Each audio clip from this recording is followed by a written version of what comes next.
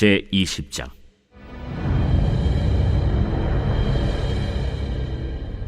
아람의 벤하닷 왕이 그의 군대를 다 모으니 왕 32명이 그와 함께 있고 또 말과 병거들이 있더라. 이에 올라가서 사마리아를 에워싸고 그곳을 치며 사자들을 성 안에 있는 이스라엘의 아합 왕에게 보내 이르기를, 벤하닷이 그에게 이르되, 내 은금은 내 것이요 내 아내들과 내 자녀들의 아름다운 자도 내 것이니라. 이스라엘의 왕이 대답하여 말하기를, 내 주 왕이여, 왕의 말씀같이 나와 내 것은 다 왕의 것이니이다.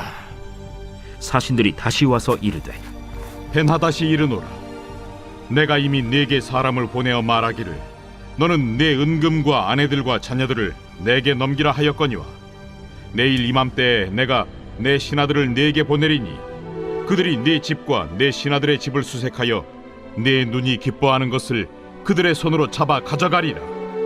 이에 이스라엘 왕이 나라의 장로를 다 불러 이르되, 너희는 이 사람이 악을 도모하고 있는 줄을 자세히 알라. 그가 내 아내들과 내 자녀들과 내 은금을 빼앗으려고 사람을 내게 보냈으나 내가 거절하지 못하였노라. 모든 장로와 백성들이 다 왕께 아뢰되, 왕은 듣지도 말고 허락하지도 마옵소서. 왕이 벤하닷의 사신들에게 이르되, 너희는 내 주 왕께 말하기를, 왕이 처음에 보내 종에게 구하신 것은 내가 다 그대로 하려니와 이것은 내가 할 수 없나이다 하라. 하니 사자들이 돌아가서 보고하니라. 그때 벤하닷이 다시 그에게 사람을 보내어 이르되, 사마리아에 부스러진 것이 나를 따르는 백성의 무리의 손에 채우기에 촉할 것 같으면 신들이 내게 벌 위에 벌을 내림이 마땅하니라. 하매 이스라엘 왕이 대답하여 이르되, 갑옷 입는 자가 갑옷 벗는 자같이 자랑하지 못할 것이라 하라. 하니라. 그때 벤하닷이 왕들과 장막에서 마시다가 이 말을 듣고 그의 신하들에게 이르되, 너희는 진영을 치라. 하매 곧 성읍을 향하여 진영을 치니라. 한 선지자가 이스라엘의 아합 왕에게 나아가서 이르되, 여호와의 말씀이 네가 이 큰 무리를 보느냐? 내가 오늘 그들을 네 손에 넘기리니 너는 내가 여호와인 줄을 알리라 하셨나이다. 누구를 통하여 그렇게 하시리까? 여호와의 말씀이 각 지방 고관의 청년들로 하리라 하셨나이다. 누가 싸움을 시작하리까? 왕이니이다. 아합이 이에 각 지방 고관의 청년들을 계수하니 232명이요 그 외의 모든 백성 곧 이스라엘의 모든 자손을 계수하니 7,000명이더라. 그들이 정오에 나가니 벤하닷은 장막에서 돕는 왕 32명과 더불어 마시고 취한 중이라. 각 지방의 고관의 청년들이 먼저 나갔더라. 벤하닷이 정탐꾼을 보냈더니 그들이 보고하여 이르되, 사마리아에서 사람들이 나오도이다. 화친하러 나올지라도 사로잡고 싸우러 나올지라도 사로잡으라.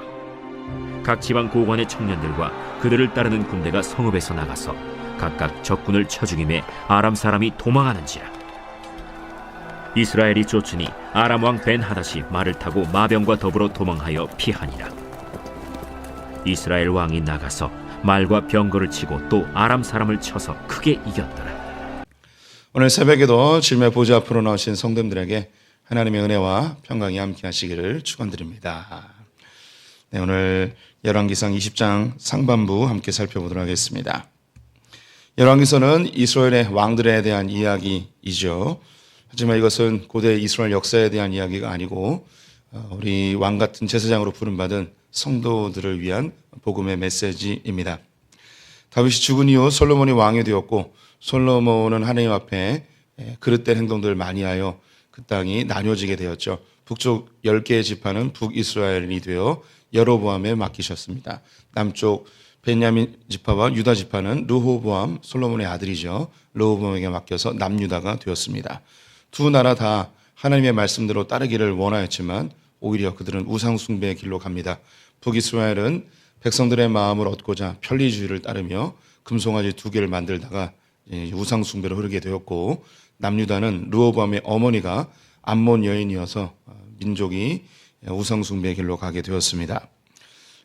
다행히 남쪽 유다는 아사 왕이 들어서며 그의 할머니도 폐위시키고 우상들을 제거하며 하나님 앞에 바로 서기를 애썼습니다. 반면 북쪽 이스라엘은 계속해서 우상 숭배로 가게 되는데요. 한 50여 년 사이에 왕들이 여러 차례 바뀌며 혼란의 시기를 겪게 됩니다. 아합 왕이 들어선 이후 시돈의 공주와 결혼하며 바알과 아사라를 섬기는 것이 북쪽 이스라엘에게 만연하게 되었고, 이세벨은 선지자들을 잡아 죽이고 종교적인 핍박을 하게 되죠. 이때 하나님은 엘리야를 들어 아합 왕에게 경고하며 하나님께 돌아오기를 요구하셨습니다. 3년의 기근이 있었고 갈멜산에서 바알 선지자 450명과 영적 대결을 하여 엘리야가 승리하게 되었죠. 이 모습에 이세벨은 분노하였고 엘리야를 잡아 죽인다고 하며 길이길이 날뛰죠. 그래서 엘리야는 겁에 질려서 시내산까지 도망가서 이제 죽고 싶다고 이야기합니다. 하나님은 그를 다시 회복시키시며 그에게 마지막 3가지의 임무를 줍니다. 북쪽의 아람 군대에 가서 아람 나라에 가서 하사엘이라는 사람에게 기름을 부어 차기 왕으로 세우고, 이스라엘은 예후에게 기름을 부어 아합을 대신한 왕으로 세우고, 그리고 엘리사에게 기름 부어서 차기 선지자로 지목하기를 요구하십니다. 제일 먼저 엘리야는 내려가서 엘리사를 찾아 그에게 기름을 부어 선지자로 세우게 됩니다. 그는 12겨리의 소를 몰며 농사를 짓고 있었는데요. 매우 부유한 집안임을 알 수 있습니다. 그는 농기구를 불태워버리고 그 불에 소를 잡아서 소를 이웃들에게 나누어 먹이며 자신은 이제 하나님의 길로 들어설 것을 결단하며 엘리야를 따르게 됩니다. 그 즈음에 아람 군대가 이스라엘을 공격해 들어오는 장면이 오늘 기록되어 있습니다. 사사기 하나님이 이스라엘 백성들이 가나안 땅에 들어갈 때 민수기나 신명기를 통해 예고해 주신 것이 하나님의 말씀에서 벗어나면 하나님이 몇 가지 재앙을 주시는데, 이미 다 아시듯이 질병, 기근, 그리고 전쟁입니다. 기근과 질병이 좀 약한 징벌이라면 전쟁은 강한 징벌입니다. 그래서 전쟁이 일어날 때는 그들이 하나님 앞에 자신들을 좀 돌아봐야 되는 아주 강력한 메시지인데요. 이것이 사사기에서 반복적으로 등장을 하죠. 하나님께 범죄하면 이방 민족을 들어 그들을 치고, 또 그들이 고통당하면 하나님께 회개합니다. 그러면 사사를 보내서 그들을 구원해 줍니다. 그리고 몇 년 동안 평안해졌다가 또 하나님과 멀어지면 또 전쟁이 일어나고, 이게 반복적으로 사이클로 순환되며 나타나는데요. 오늘 본문에 아합 왕에게 드디어 전쟁이 일어나게 된 것이죠. 기근이 있었습니다. 3년 동안. 성경에는 질병이 나와 있지 않지만요, 이 기근이 아주 강력했습니다. 하나님의 메시지로 알아야 되죠. 이 아합 왕이 이 기근을 보고서 깨닫지 못할까 봐 하나님은 엘리야에게 먼저 선포하게 하시죠. 비가 그칠 거다. 하나님께로 돌아와라 라고 엘리야가 선포하고 기근이 시작이 되었습니다. 이 엘리야를 잡기 위해서 사방으로 쫓아다닌 기록이 있는데, 이 놈이 다시 이야기를 해야만 비가 내린다고 확신했기 때문입니다. 그리고 이제 비가 다시 내립니다. 비가 내릴 때에도 450대 1로 영적 대결을 하고 승리한 이후에 비가 내립니다. 하나님의 사인인 거죠. 비가 멈춘 것도 하나님 때문이고 비가 다시 내린 것도 하나님 때문이라는 겁니다. 하나님의 사인을 강력하게 주고 있죠. 그래도 이 아합 왕이 주님께로 돌아오지 않습니다. 만약에 우리 성도님들이 하나님이시라면 이쯤 되면 그냥 다 죽여버려야 되지 않겠습니까? 네, 아주 격하게 공감을 하고 계세요. 만약에 하나님이라면 우리 성도님들의 삶을 보면 어떻게 하실까요? 하나님이 성도님들을, 아니 우리 성도님들까지 안 하고 저를 볼 때 목사이긴 하지만 하나님이 저를 보면 너 같은 놈은 목사하지 마 하며 죽여버릴 수도 있습니다. 우리 성도님들도 하나님의 관점으로 본다면 아마 다 죽어도 마땅한 사람들이겠죠. 근데 여기 아합 왕에도 똑같은 거예요. 아합 왕이 이렇게 사인을 주는데도 안 돌아오면 하나님이 그냥 죽여버려도 되는데 그래도 또 계속 기회를 주십니다. 오늘 이제 전쟁이 나는데 베나닷 아람의 왕이에요. 지금으로 이제 시리아 지방인데요. 연합군을 모아서 사마리아를 공격해 들어옵니다. 이 연합군에 포함된 왕들이 32명이라고 되어 있습니다.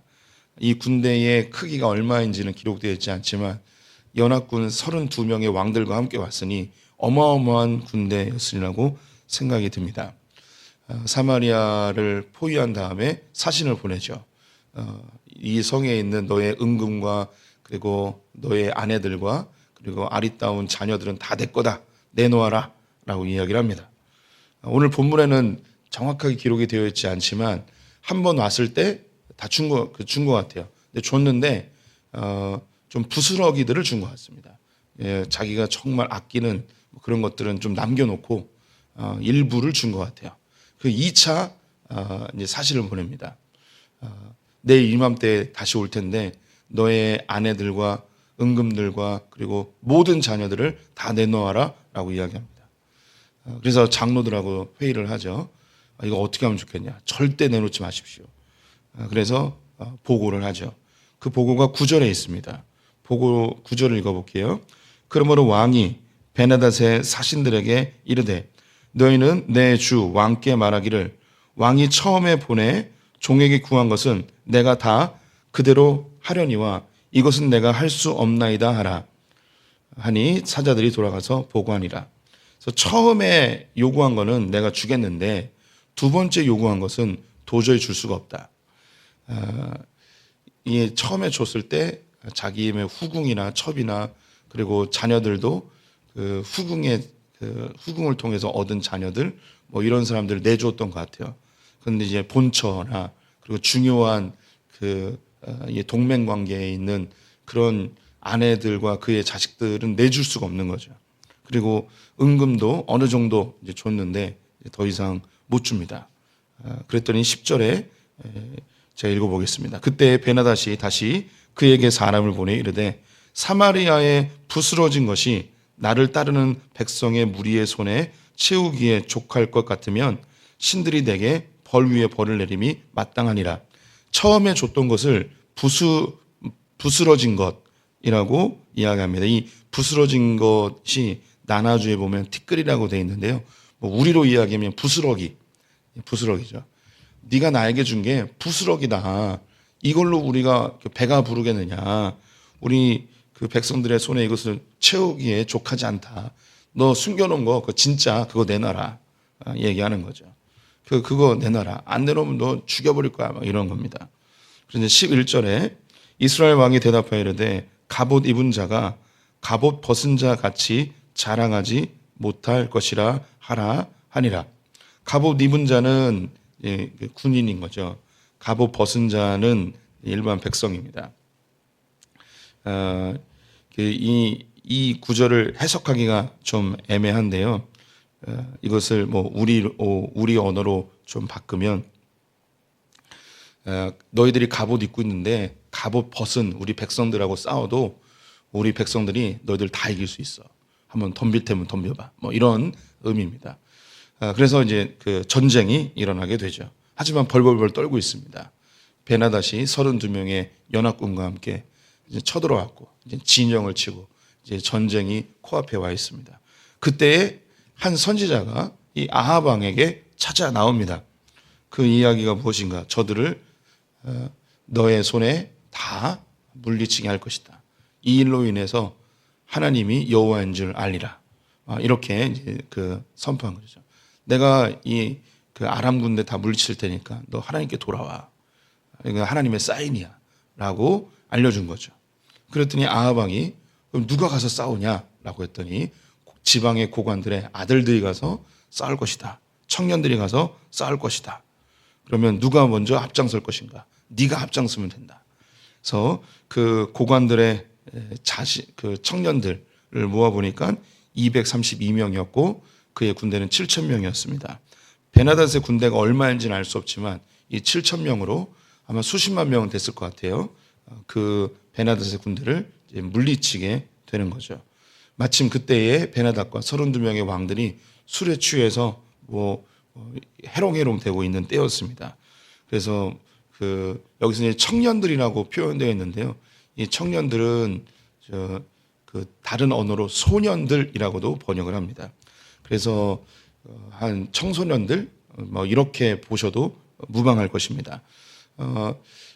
이 232명의 청년들, 소년들이 이 아람 군대의 진영으로 막 달려오는 거예요. 근데 그걸 보니까는 가소로운 거죠. 마치 이제 골리앗과 다윗의 전쟁하고 비슷한 것 같습니다. 아니야, 저놈들 항복하러 오는 거면 그래도 잡고, 만약에 저놈이 호기로 싸우는 거라면 그래도 사로잡아라. 저놈들 쯤이야. 이렇게 생각을 했던 것 같습니다. 그런데 정말 싸워보니까 이 232명의 이 젊은이들이 아주 용맹스럽게 싸워서 이스라엘 군대가 사기가 올라 이들을 물리치게 되었습니다. 내일 갑자기 무방비 상태로 당했던 아람 군대가 정신 차리고 2차 공격을 하게 되는데요. 어쨌든 오늘 1차전에서는 승리하게 되었습니다. 이 승리를 통해서 아합 왕이 뭘 깨달았으면 좋겠습니까? 하나님이 알려주셨죠. 이건 상대도 안 되는 전쟁인데 너희들이 승리할 거다. 이 일을 통해서 하나님이 살아계심을 네가 알았으면 좋겠다. 지금 3년 동안 기근이 있었고 엘리야가 450명의 바알과 영적 대결에서 승리했고 이렇게 아람 군대가 몰려와서 전쟁하는데 내가 이렇게 도와주지 않았냐.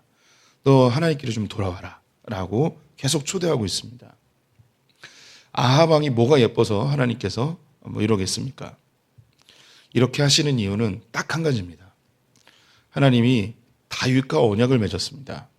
더 멀리 올라가면 아브라함과 언약을 맺었습니다. 이 백성을 통해서 모든 나라의 제사장 나라가 되고 거룩한 백성이 되게 해서 이 나라에 하나님이 어떤 일을 하시는지 보여줄 것이다 라고 언약을 맺어주셨어요. 그리고 다윗과도 이 나라가 영원히 견고히 설 것이다. 너의 후손들이 왕위에 계속 오를 것이다. 이스라엘 백성들은 하나님께 특별한 존재였습니다. 하나님이 언약을 맺어 모든 인류 가운데 하나님의 통치를 받는 백성이 어떤 복을 받는지 그 샘플 같은 역할이 바로 이 이스라엘 백성들입니다. 이 이스라엘 백성들은 지금의 저와 우리 성도님들 교회가 되었죠. 영적 이스라엘이라고 이야기합니다. 2000년 기독교 역사 속에서 교회는 수많은 지탄을 받았고 수많은 그릇된 잘못을 해왔습니다. 중세 기독교를 우리가 자세히 연구하지 않았을지라도 중세 기독교에 대한 비판의 소리는 많이 들어보셨죠. 종교 재판, 마녀 사냥, 면죄부, 그리고 잘못된 교황들의 행동들, 수없이 많은 잘못들을 우리 성도님들이 들어보셨을 것입니다. 개신교 역시 다 완벽한 게 아니고 개신교들의 연약한 부분이 있죠. 세습의 문제도 그렇고 목회자들의 비도덕적인 행동들도 그렇고 또 교회들의 분란들이나 그리고 비윤리적인 크리스천들의 모습들 이런 수많은 이야기들을 들어보셨을 것입니다. 그런데 하나님께서는 이 교회를 없애버리지도 않고 또 이 교회를 하나님께서 폭파시켜 버리거나 징계하시거나 그렇지 않고 그대로 놔두십니다. 하나님께서 이 교회를 이 땅 가운데 여전히 남겨놓으신 것, 이 부분에 대해서 사람들은 어떻게 반응하냐면 이 교회가 이렇게 잘못하고 있는데 하나님이 징계하지 않는 걸 보니 이건 다 거짓이다. 하나님도 안 계시고 성경도 거짓이고 교회는 나갈 필요도 없고 이렇게 이제 반응하는 사람들이 있죠. 그런데 우리가 성경을 통해서 보는 것, 적어도 이제 오늘 이 열왕기서를 통해서 보는 것은 뭐냐면 하나님이 아합 왕이 잘못해도 계속 기회를 주시는 거예요. 계속 기회를 주세요. 교회가 잘못할지라도 하나님은 계속 기회를 주십니다. 이유는 한 가지. 이스라엘에게는 아브라함의 언약, 다윗의 언약이 있었다면 우리 교회에게는 피의 언약, 예수 그리스도의 언약이 있습니다. 그래서 예수 그리스도를 믿는 자들은 하나님의 자녀가 되는 거예요. 내가 너희를 결코 버리지 않을 것이라고 하나님이 약속해 주셨어요. 그래서 교회가 엉망진창이 돼도 하나님은 절대 교회를 버리지 않습니다. 여기서 우리 성도님들이 한 가지 마음에 새기셔야 되는 것이 있는데 교회를 함부로 욕하시면 안 됩니다. 교회를 함부로 저주해서는 안 됩니다. 내가 겪어왔던 교회들 중에 잘못된 교회들이 있어요. 또 우리 주변에 지탄을 받는 교회가 있을 수 있습니다. 그래도 적어도 우리 소풍교회 성도들은 교회를 비판하거나 절대 저주해서는 안 됩니다. 하나님은 여전히 그 교회를 사랑하고 계시고 여전히 예수 그리스도의 피의 언약으로 그 교회를 품고 계시기 때문이죠. 그럼 하나님은 어떻게 일하시는가? 이 앞에서도 뭐 몇 번 반복되고 뒤에 계속 반복되는 일인데 왕조를 바꿔버려요. 북이스라엘은 그냥 놔두시고 왕조를 바꿔버립니다. 즉 왕을 갈아치워요. 그래서 아합 왕에게 계속 기회를 주는데 아합 왕이 하나님께 돌아오지 않으면 이 아합 왕을 버려버리고 새로운 왕을 들어 이 북이스라엘이 하나님께로 돌아오기를 요구하십니다. 이것은 이 남유다에서도 마찬가지인데요. 우리가 교회에서 자주 쓰는 말로는 촛대를 옮긴다 뭐 이런 말을 가끔 쓰죠. 그래서 하나님께서 A라는 교회를 사용하시다가 이 A라는 교회가 하나님 앞에 바르게 못 썼어요. 그러면 이 촛대를 다른 곳으로 B라는 교회로 옮기죠. 이 교회는 점점점 늙어서 죽어가지만 하나님의 역사는 B라는 교회를 통해서 또다시 일어나고 있습니다. 또 이 B라는 교회가 잘못되면 C라는 교회로 옮기시고 하는 거죠. 또 이것을 좀 더 큰 그림으로 보게 되면 A라는 국가가 하나님 안에서 잘 사용되다가 이 국가가 하나님과 멀어지게 되면 B라는 국가를 쓰고 그리고 C라는 국가, D라는 국가를 사용하셔서 하나님의 나라를 계속 이어나가게 되십니다. 지금 하나님의 역사가 예루살렘으로부터 시작해서 로마로, 유럽으로, 미국으로 그리고 이 대한민국까지 오게 됐죠. 이 대한민국에 아직 하나님이 사용하고 계세요. 이거는 확실합니다. 아직까지는 하나님이 한국교회를 사용하고 계세요. 그런데 한국이 하나님 앞에 바로 서지 못하면 한국교회가 주님 앞에 바로 서지 못하면 이 촛대를 옮겨 다른 어떤 나라에서 하나님의 나라를 이루어 가시겠죠. 저는 요즘 계속 기도하는 게 주님 오실 때까지 이 대한민국을 끝까지 사용해 달라고 기도하고 있습니다. 하나님의 나라는 영원히 서게 되어 있습니다. 그 가운데 내가 어떻게 반응하느냐에 의해서 쓰임받느냐, 쓰임받지 못하느냐, 버림받느냐, 영원히 하나님의 나라에 동참하느냐, 이것이 갈라지게 되는 거죠. 이 아합 왕은 북이스라엘에서 가장 나쁜 왕이었어요. 선지자들을 잡아 죽였어요. 제사장들을 잡아 죽이고요. 예배드리지 못하게 하고 강제적으로 우상 숭배하게 하고 정말 나쁜 놈이었습니다. 그럼에도 불구하고 하나님은 계속 기회를 주십니다. 계속 사인을 주시죠. 이것은 언약 때문입니다. 아합이 뭐 예뻐서가 아닙니다. 언약 때문에. 우리가 하나님 앞에 잘못하고 주님 앞에 범죄하고 주님의 마음을 아프게 하고 그래도 여전히 우리를 붙들고 계시는 것, 예수 그리스도의 피의 언약. 예수님이 날 대신해서 십자가에 달려 죽으셨기 때문에 날 포기하지 않고 끝까지 붙들고 계시는 것. 이 새벽에 오신 것 주님의 부르심에 반응한 겁니다. 너무너무 잘하셨습니다. 이렇게 계속 주님께 반응하시면서 사십시오. 주님과 멀어지지 마시고 내가 혹시 죄를 지을지라도 넘어질지라도 또 주님 붙들고 주님께 가까이 가는, 주님께 늘 반응하는 성도님들 되시기를 주님의 이름으로 축원드립니다. 기도하겠습니다. 하나님, 우리가 실수하고 죄를 짓고 넘어지고 연약할지라도 십자가의 예수 그리스도의 피의 언약 때문에 여전히 나를 포기하지 않고 붙들고 계신 주님 감사합니다. 그 주님의 부르심 앞에 우리는 다시금 겸비하여 하나님께로 가까이 가는 올바르게 반응하는 성도들 되게 하여 주시옵소서. 하나님, 이 대한민국 교회 주님 앞에서 50여 년 동안 충만하게 사용되게 하신 것 감사합니다. 간절히 소망하기는 주님 오신 날까지 한국교회가 쓰임받는 교회 되게 하여 주시옵소서. 지금은 비록 연약해져 가는 것 같지만 하나님이 이 땅에 다시 부흥을 주셔서 하나님의 나라가 충만히 일어나는 것을 보게 하여 주시옵소서. 하나님 간절히 소망합니다. 우리 때보다 우리의 자녀 때에 더 주님을 잘 믿는 대한민국 되게 하여 주시옵소서. 오늘 하루 주님께 의탁드리며 예수님의 이름으로 기도드렸습니다. 아멘.